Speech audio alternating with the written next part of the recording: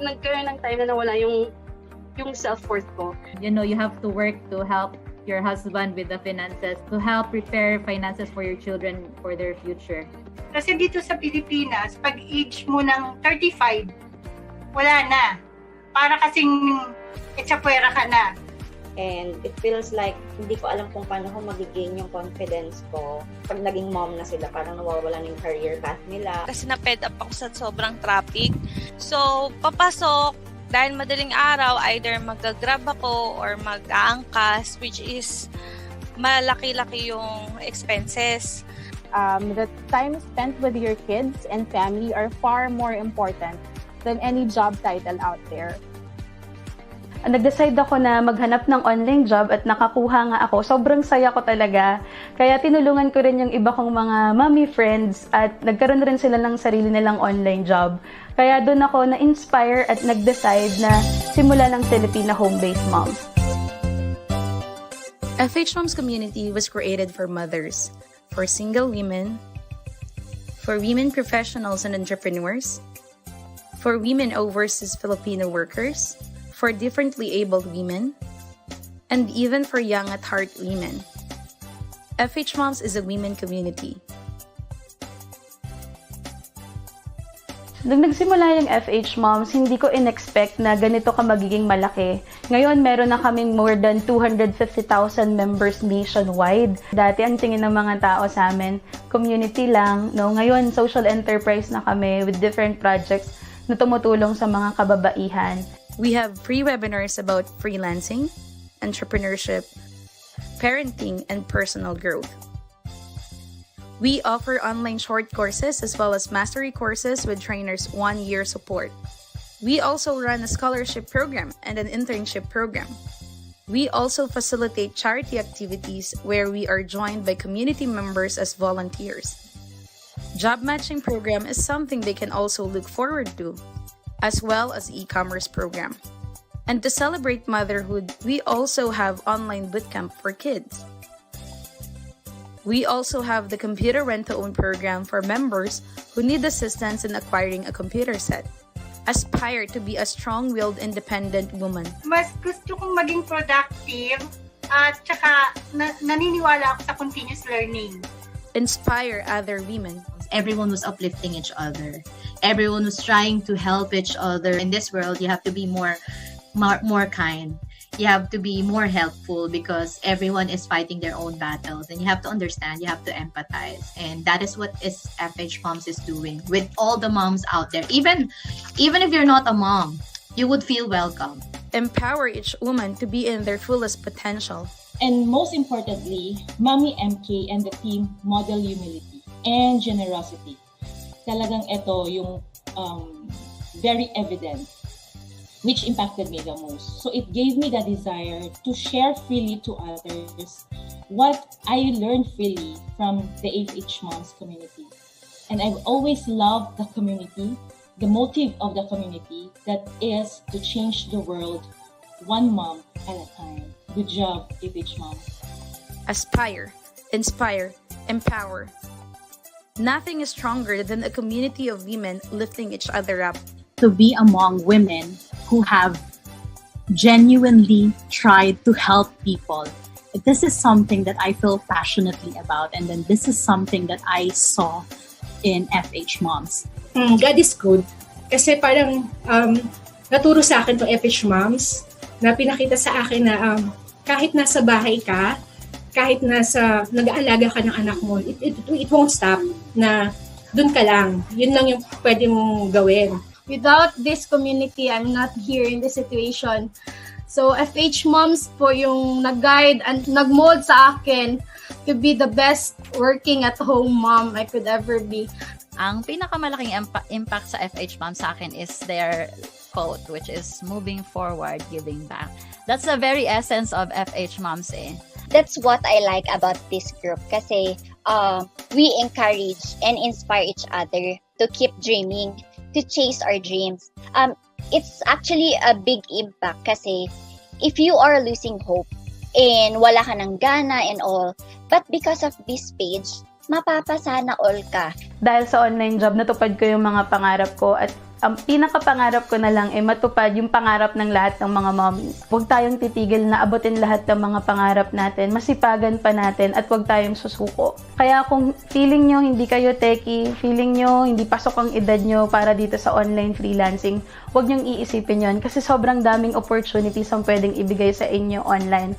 At nandito ang Filipina Home-Based Moms para suportahan kayo. Para sa mga naghahanap ng online job at gusto ring matuto pagdating sa online business, you can join Filipina Home-Based Moms Facebook group. My name is MK Bertulfo, CEO and founder of Filipina Home-Based Moms, and our goal is to change lives one mom at a time.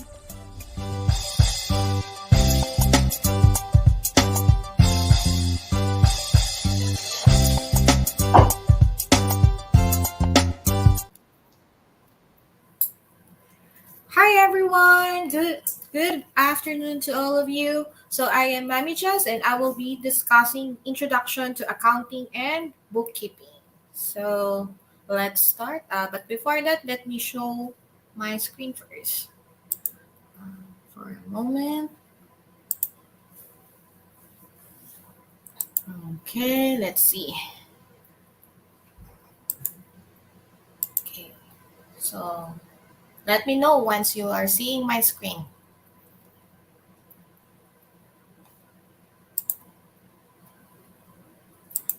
All right, I think we're good. So let's start. Okay, so welcome to Introduction to Accounting and Bookkeeping.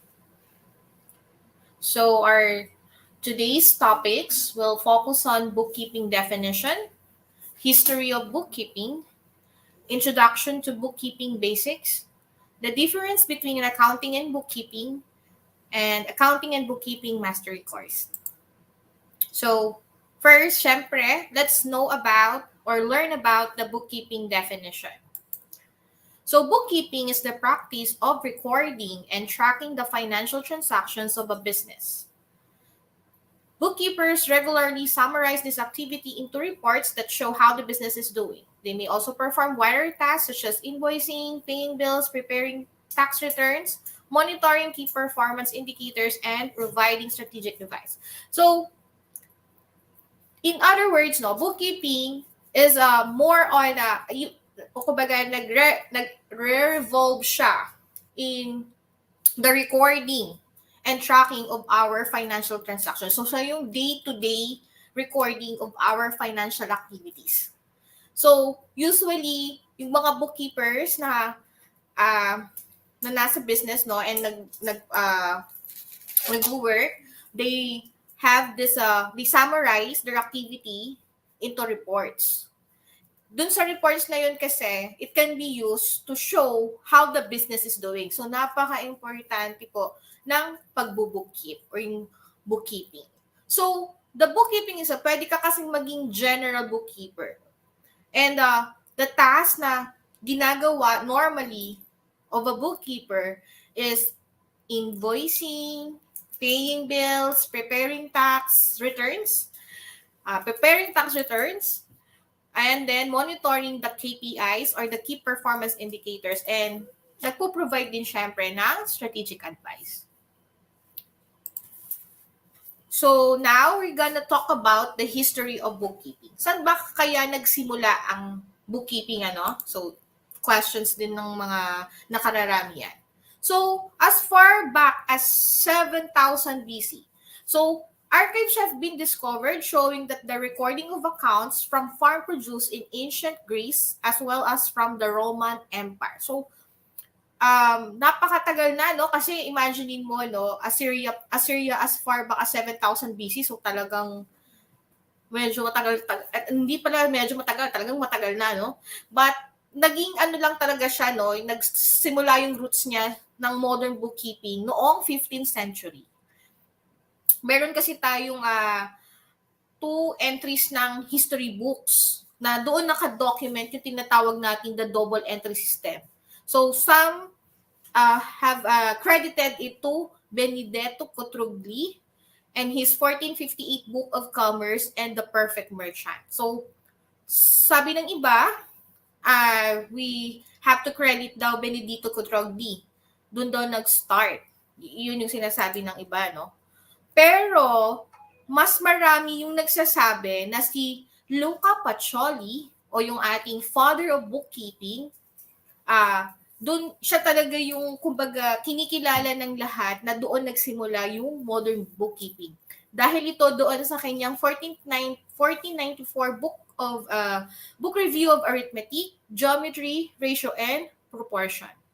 So si Luca Pacioli, sana tama yung pronunciation ko, no? An Italian mathematician and Franciscan monk, he wrote the first popular description of the double entry system and the use of various bookkeeping tools such as journals and ledgers. So I know some of you familiar with the journals and ledgers, no? Kalimitan kasi ito yung mga tools ng manual bookkeeping, yan talaga yung ginagamit. So yung book niya, no, naging teaching tool for bookkeeping and accounting for the next several hundred years. So naging recognized profession ng bookkeeping sa UK at sa US noong 1800s. O, ayan. So nakikita nyo sa ating screen, ito po si Luca Pacioli. Ayan.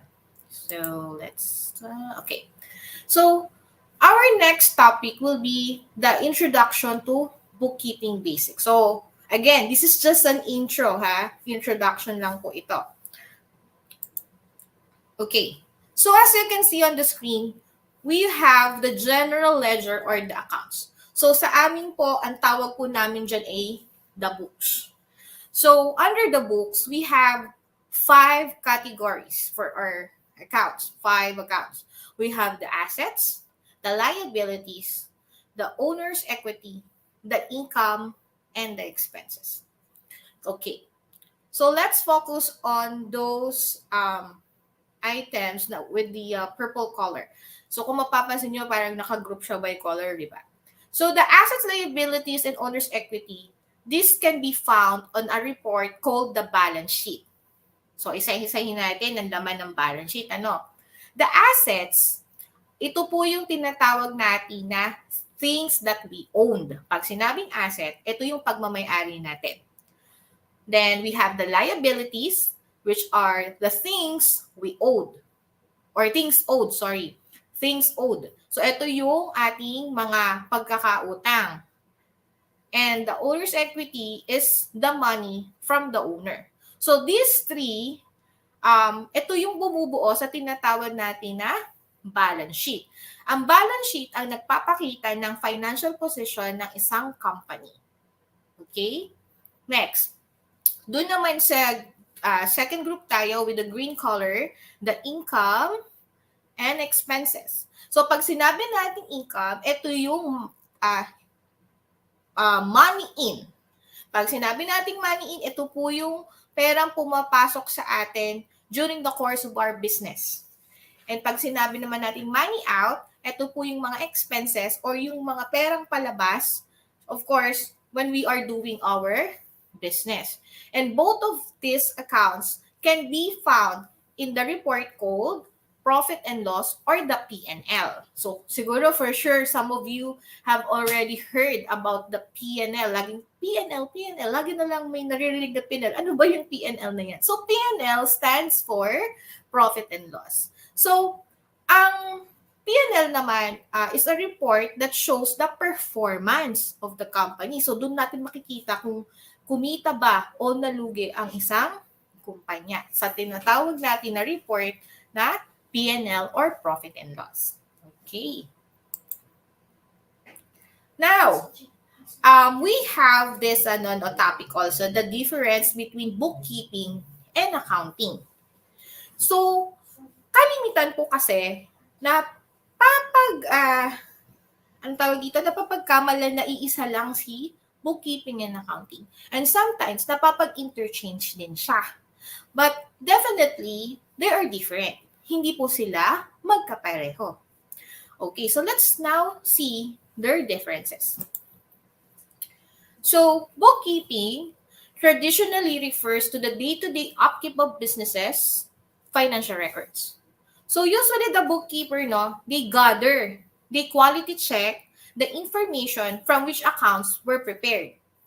Okay, so bookkeeping, ito yung day-to-day upkeep or yung pag-maintain ng financial records or ng financial books natin. So, we usually do data entry, and then nag-gather tayo ng information and we enter it into the system, and we usually quality check the information before syempre i-enter sa system. Yun yung bookkeeping na tinatawag. So, nag-maintain tayo ng libro pag sa bookkeeping. Ano naman ba yung accounting? So, ang examples ng ginagawa po sa bookkeeping is, katulad na banggit ko kanina, data entry. So, we also do invoicing. We're doing bank reconciliation. And we also do the paying of the bills. So, these tasks fall under the bookkeeping. Okay? So, next. So, accounting naman. So, accounting refers to the analysis, reporting, and summarizing of the data that bookkeepers gather. So, after mag-gather ni bookkeeper yung data, ma-quality check niya, ma-enter niya sa system, the accounting naman will analyze, will report, and summarize those data. Yung mga data na yon, isa-summarize nila, i-report nila. And then, those accounting reports kasi na nagagawa nila, they give us the total picture or the financial performance ng isang business. And of course, nade-determine din nila how much yung kailangan nating bayaran na tax. Okay. So, magkaiba sila ha. So, again, bookkeeping is maintaining the book of accounts. While accounting naman is doing the analysis, the summarization, and reporting of the data. Okay? So, magkaiba sila ng ginagawa. But, they meet in the middle kasi they are related to each other. Kumbaga, after gawin ni bookkeeper yung kanyang task, ang susunod namang gagawa would be the accounting. Siya yung magko-continue. Okay? Nisip ko tuloy, ano kaya to? So, sorry about that, about the picture. Okay. So, let's now go to the Accounting and Bookkeeping Mastery course. So, the Accounting and Bookkeeping Mastery course is divided into 6 parts. So, we have the 55 topics and 5 bonus topics. We also have the hands-on training. And once you enroll in the Accounting and Bookkeeping Mastery course, you will get 3 certificates. Number 1, the Quickbooks Online Proadvisor certificate.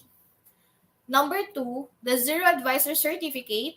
And number 3, the Accounting and Bookkeeping Mastery course certificate of completion.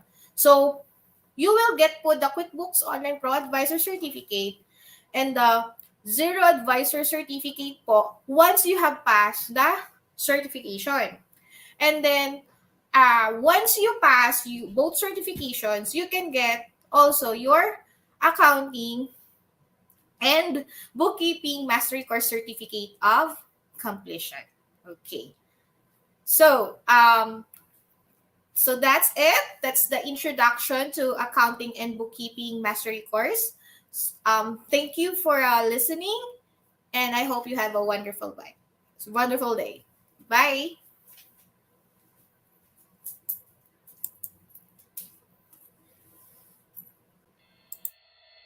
Tara na tumutok na sa Fhmoms Radio. Habang ika'y nagre-relax sa bahay mo. Fhmoms Radio, changing lives, one mom at a time. Moving forward, giving back with Fhmoms Radio. Tara na tumutok na sa Fhmoms Radio.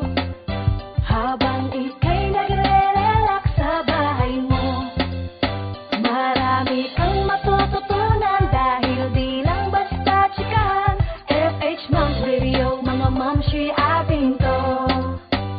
Tara na mga mamshi, mami, nanay o mama, andito na ang Fhmoms makakasama. Ang online radio na magbibigay advice at mga kwento na siguradong mapapanay. Ito ay hindi lang basta mga chikahan. Andito sila upang ikaw ay gabayan. Turuan ng mga tips sa paghahanap buhay at maging isa ka sa successful na nanay. O diba, kaya saan ka pa? Basta ikaw ay Momshi, dito bida ka. Fhmoms Radio #1. Ito ang online radio ng sangkanan na yan. Di ka lang basta nanay, ikaw ay super nanay. Para sa pamilya ang lahat ay iaalay. Lahat ibibigay, lahat ay kayang gawin. Ang iyong pagiging nanay lalo pang palakasin. Fhmoms Radio. Tara na tumutok na sa Fhmoms Radio. Habang ika'y nagre-relax sa bahay mo, marami kang matututunan dahil di lang basta chikahan. Fhmoms Radio, mga mamshi atin to. Mga mamshi, tara na, dito'y bidang-bida ka. Ipagmalaki natin na tayo'y magigiting na ina. Mga mami, tara na, dito'y bidang-bida ka. Ipagmalaki natin na tayo'y magigiting na ina. Fhmoms Radio. Tara na tumutok na sa Fhmoms Radio. Habang ika'y nagre-relax sa bahay mo, marami kang matututunan dahil di lang basta chikahan. Fhmoms Radio, mga mamshi atin to. Tara na tumutok na sa Fhmoms Radio. Habang ika'y nagre-relax sa bahay mo, marami kang matututunan dahil di lang basta chikahan. Fhmoms Radio, mga mamshi atin to. Tambay na! Nagbabalik ang Fhmoms Radio.